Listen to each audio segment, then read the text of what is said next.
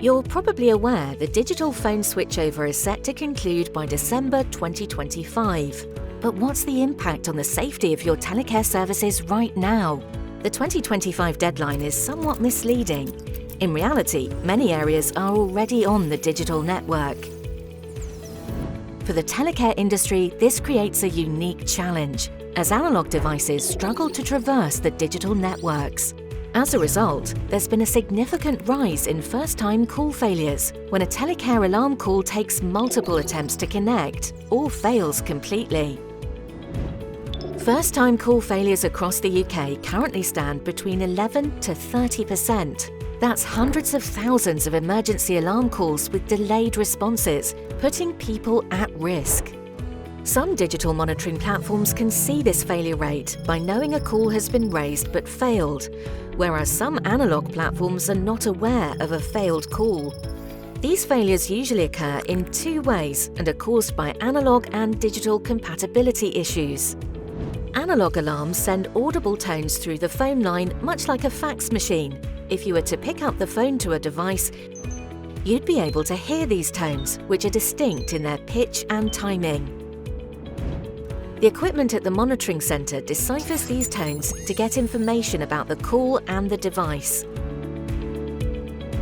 Analog telecare alarms send these tones in a format designed for the analog telephone network, but they are now increasingly likely to meet the digital network, where there are two main reasons why this results in call failures.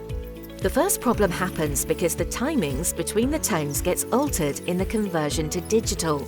If the gaps between tones is not the same as when they were sent, the monitoring centre can't understand the message. This is called round-trip delay. The second problem happens when the tones themselves are distorted as they convert to digital. Again, the monitoring centre cannot recognise the alarm call and will reject this. This is called data malformation. In both cases, the telecare device will repeatedly attempt to resend the alarm call, leading to lengthy connection times. This is known as first-time call failure. If the call continues to be rejected, this will lead to a total call failure. But these issues are not always obvious. To the person making the telecare alarm call, it simply seems to take a very long time to speak to an operator. And the operators don't see failed call attempts, as these can only be identified by later analysis.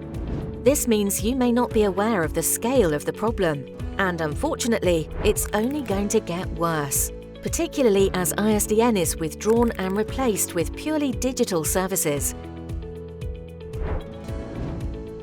So, what can you do about it?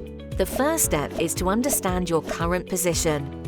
Ask your monitoring centre to provide you with a report on your first-time call failure rates.